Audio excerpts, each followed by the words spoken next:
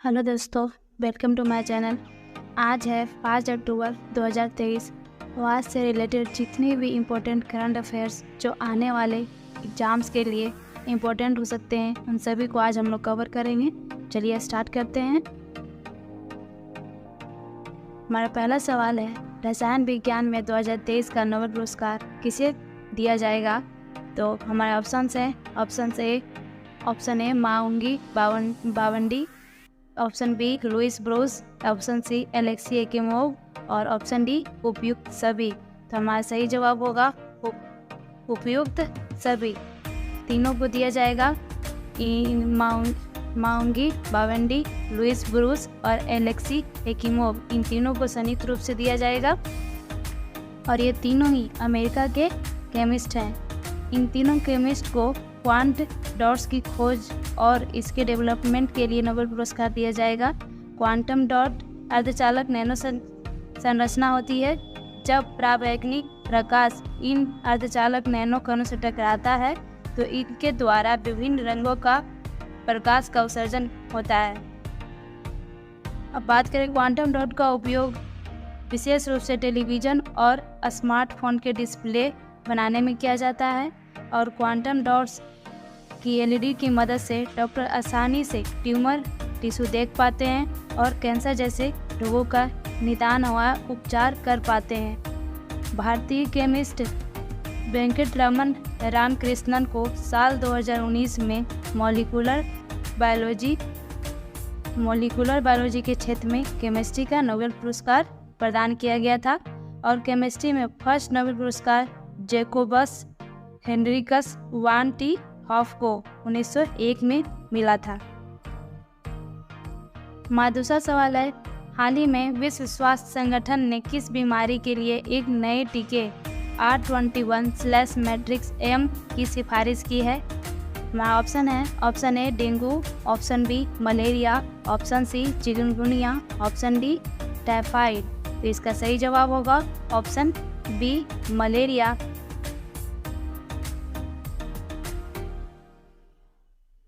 R21/मैट्रिक्स-M vaccine बच्चों में malaria के रोकथाम के लिए एक नया अनुमोदित टीका है।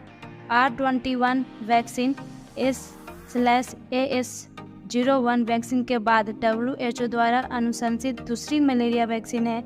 इसे ऑक्सफोर्ड विश्वविद्यालय और सीरम इंस्टीट्यूट ऑफ इंडिया द्वारा विकसित किया गया है। तीसरा सवाल, PM स्वनिधि योजना की शुरुआत कब हुई थी? हमारा ऑप्शन है 1 अप्रैल 2020, ऑप्शन बी 1 जून 2020, ऑप्शन सी 2 जुलाई 2020, ऑप्शन डी 2 जून 2020। तो हमारा सही जवाब होगा 1 जून 2020 को इसकी शुरुआत की गई थी और PM स्वनिधि योजना इसलिए शुरू किया गया था क्योंकि कोरोना के टाइम में सबसे ज़्यादा प्रभावित लोग स्ट्रीट वेंडर्स थे और इसी को फिर से काम शुरू करने के लिए यह योजना की शुरुआत की गई थी। और हाल ही में PM स्वनिधि योजना ने 50 लाख स्ट्रीट वेंडर को कवर करने का लक्ष्य हासिल किया है। इस योजना का पूरा नाम प्रधानमंत्री स्ट्रीट वेंडर आत्मनिर्भर निधि योजना है। इस योजना को शहरी और आवास कार्य मंत्रालय द्वारा शुरू किया गया था। इस योजना के तहत एक अवधि के लिए बिना किसी गारंटी के 10,000 तक का पूंजी ऋण दिया जाता है। विश्व अंतरिक्ष सप्ताह कब मनाया जाता है? हमारे ऑप्शन है 4 से 10 अक्टूबर, ऑप्शन बी 1 से 6 अक्टूबर, ऑप्शन सी 4 से 10 सितंबर, ऑप्शन डी 5 से 11 अक्टूबर। हमारा सही आंसर होगा 4 से 10 अक्टूबर। अंतरिक्ष विज्ञान और प्रौद्योगिकी में प्रगति का जश्न मनाने के लिए प्रतिवर्ष 4 से 10 अक्टूबर तक विश्व अंतरिक्ष सप्ताह आयोजित किया जाता है। इस बार विश्व अंतरिक्ष सप्ताह का थीम है स्पेस एंड एंटरप्रेन्योरशिप। हमारा पांचवा सवाल है, NABE कैश कार्ड किस बैंक द्वारा लॉन्च किया गया है? मेरा ऑप्शन है, पहला ऑप्शन SBI और option B HDFC, option C bank of India, option D Yes Bank. तो इसका सही जवाब होगा ऑप्शन ए SBI द्वारा यह जारी किया गया है। SBI और भारतीय नौसेना ने देश के सबसे बड़े विमान वाहक पोत INS विक्रमादित्य पर SBI का NAV कैश कार्ड लॉन्च किया है। यह कार्ड गहरे समुद्र में जहाज की तैनाती के दौरान भौतिक नकदी को संभालने में जहाज पर कर्मियों के सामने आने वाली कठिनाइयों को दूर करेगा। छठा सवाल है, PM मोदी द्वारा केंद्रीय जनजाति विश्वविद्यालय कहाँ स्थापित करने की घोषणा की गई है? हमारे ऑप्शन है option A Telangana, option B Andhra Pradesh, option C Maharashtra, option D Uttar Pradesh. तो हमारा सही जवाब होगा तेलंगाना। तेलंगाना में केंद्रीय जनजाति विश्वविद्यालय स्थापित करने की घोषणा हमारे प्रधानमंत्री द्वारा की गई है। PM मोदी ने घोषणा की है कि केंद्रीय सरकार के तेलंगाना के मुलुगु जिले में एक केंद्रीय जनजाति विश्वविद्यालय की स्थापना करेगी। इस विश्वविद्यालय का नाम आदिवासी देवी समक्का और सारक्का के नाम पर रखा जाएगा। उन्होंने साथ में यह भी घोषणा किया है कि हैदराबाद केंद्रीय विश्वविद्यालय को इंस्टीट्यूट ऑफ एमिनेंस की उपाधि दी गई है। हमारा आज का 7वां सवाल है, हाल ही में किस राज्य सरकार ने न्यायिक सेवाओं में EWS के लिए 10% आरक्षण की घोषणा की है? तो हमारे ऑप्शन है option A Orissa, option B Bihar, option C Rajasthan, option D Madhya Pradesh. तो इसका सही जवाब होगा ऑप्शन B बिहार। अब बिहार में जितने भी न्यायिक सेवाओं और जितने भी लॉ कॉलेज हैं वहाँ सभी EWS को 10% का आरक्षण प्राप्त होगा। बिहार सरकार ने जाति सर्वेक्षण के आंकड़े जारी किए हैं और ऐसा करने वाला बिहार पहला राज्य बन गया है और बिहार को दूसरा बाघ अभयारण्य कैमूर जिले में मिलने वाला है। आज का 8वां सवाल, हाल ही में कहाँ के प्रसिद्ध बसोहली पश्मीना क्राफ्ट को GI टैग मिला है? तो हमारे ऑप्शन है option A Ladakh, option B Sikkim, option C Jammu Kashmir, option D Himachal Pradesh. तो इसका सही जवाब होगा ऑप्शन C जम्मू कश्मीर। जम्मू कश्मीर के बसोहली पश्मीना जम्मू कश्मीर के कठुआ जिले का 100 साल पुराना पारंपरिक शिल्प है। 100 साल पुराना पारंपरिक शिल्प है और बसोहली पश्मीना का उत्पादन पश्मीना बकरी के ऊन से बनते हैं। और अब बात करें कुछ और GI टैग जिन्हें प्राप्त हुआ है जिन उत्पादों को, उसमें तमिलनाडु के सलेम सागो को GI टैग मिला है और उड़ीसा के रायगढ़ सॉल को GI टैग प्राप्त हुआ है और जम्मू कश्मीर के भद्रवाह राजमा और रामबान सुलाई शहद को GI टैग प्राप्त हुआ है। असम के चोकुआ चावल जिसे मैजिक चावल के नाम से भी जाना जाता है वो GI टैग मिला है। कन्याकुमारी के मैटी केले और लौंग को GI टैग प्राप्त हुआ है और हाल ही में तमिलनाडु के मन्ना मदुरई मिट्टी के बर्तनों को भी GI टैग प्राप्त हुआ है। 9वां सवाल, हाल ही में ग्लोबल इंडिया अवार्ड पाने वाली पहली महिला कौन बनी? हमारा ऑप्शन है option A Priya Sen, option B Sudha Murthy, option C Waheeda Rehman, option D Nita Ambani. इसका सही आंसर होगा ऑप्शन B सुधा मूर्ति। सुधा मूर्ति को हाल ही में ग्लोबल इंडिया अवार्ड प्रदान किया गया है। सुधा मूर्ति प्रसिद्ध लेखिका व इन्फोसिस की सह संस्थापक सुधा मूर्ति हैं और हाल ही में इनको कनाडा इंडिया फाउंडेशन के द्वारा कनाडा इंडिया फाउंडेशन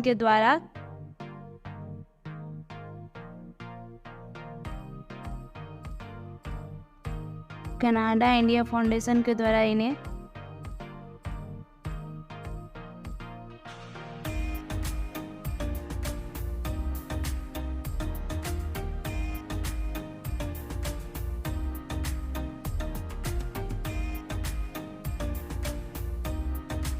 और हाल ही में इन्हें कनाडा इंडिया फाउंडेशन के द्वारा ग्लोबल इंडिया अवार्ड दिया गया है और यह हर साल ग्लोबल इंडिया अवार्ड हर साल एक इंडियन को ही प्राप्त होता है और पहली महिला बनी है सुधा मूर्ति।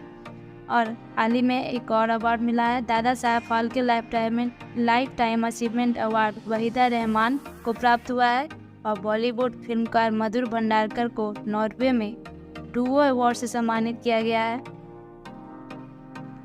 10वां सवाल, अनाथ बच्चों के लिए योजना बनाने वाला पहला राज्य कौन बन गया है? तो हमारे ऑप्शन है Haryana, option B Himachal Pradesh, option C Rajasthan, option D Kerala. इसका सही जवाब होगा ऑप्शन बी हिमाचल प्रदेश। हिमाचल प्रदेश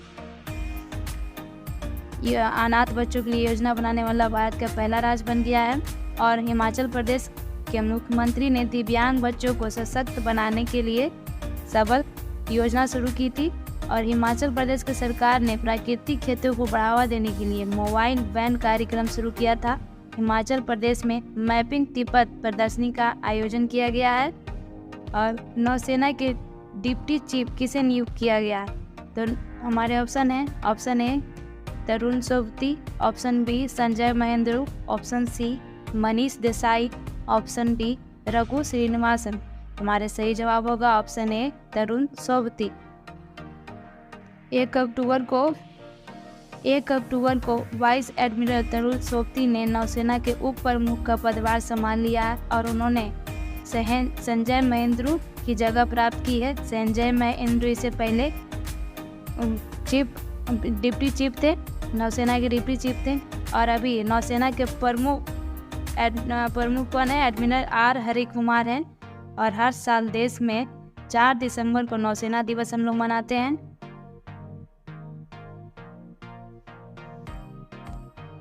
और आज का 12 नंबर सवाल है, राष्ट्रपति द्रौपदी मुर्मू ने कहाँ पर महात्मा गांधी की प्रतिमा और गांधी वाटिका का अनावरण किया है? हमारा ऑप्शन है, option A Mumbai, option B New Delhi, option C Telangana, option D Goa. ये हमारा सही जवाब होगा ऑप्शन बी नई दिल्ली में उन्होंने महात्मा गांधी की प्रतिमा और गांधी वाटिका का अनावरण किया है।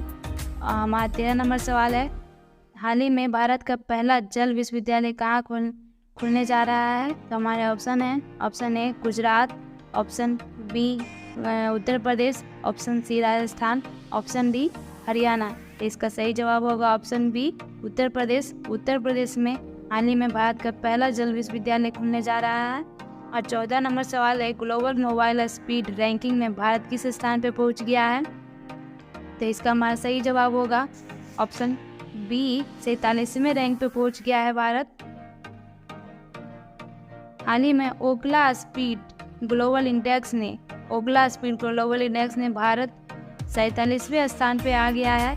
और 5G आने के बाद मोबाइल स्पीड में परफॉर्मेंस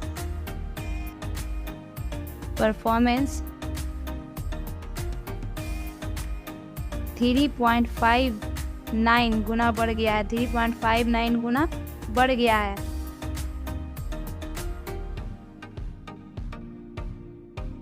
और आज का हमारा 15वां और अंतिम सवाल, एशियन गेम्स 2023 में नीरज चोपड़ा ने कौन सा मेडल जीता है? हमारे ऑप्शन है, option A gold, option B silver, option C bronze, option D इनमें से कोई नहीं। हमारा सही जवाब होगा ऑप्शन ए गोल्ड मेडल, स्वर्ण पदक जीता है उन्होंने। और नीरज चोपड़ा ने सीजन के बेस्ट 88.88 मीटर के स्कोर के साथ जेवलिन थ्रो इवेंट में पहले स्थान हासिल किया है। और इसी इवेंट में किशोर कुमार जैना ने 87.54 मीटर स्कोर के साथ सिल्वर मेडल जीता है। और कुछ अन्य मेडल जो हमारे एशियन गेम में हमारे खिलाड़ियों ने जीता है वो है 4x400 मीटर रिले रेस में भारतीय टीम ने गोल्ड मेडल हासिल किया है। और भारत में आर्चरी मिक्स टीम जो कि है परवीन और ज्योति सुरेखा की टीम है, कंपाउंड इवेंट में गोल्ड मेडल हासिल किया है। और 35 kilometre race walk mixed event में भारत को ब्रॉन्ज मेडल मिला है। और भारतीय महिला बॉक्सर लवलीन बोरगोहान ने 75 केजी कैटेगरी में सिल्वर मेडल जीता है। तो आज का वीडियो आप लोगों को कैसा लगा गाइस, प्लीज़ बताइएगा। अगर अच्छा लगा तो प्लीज़ लाइक कीजिएगा, subscribe my channel. Thank you.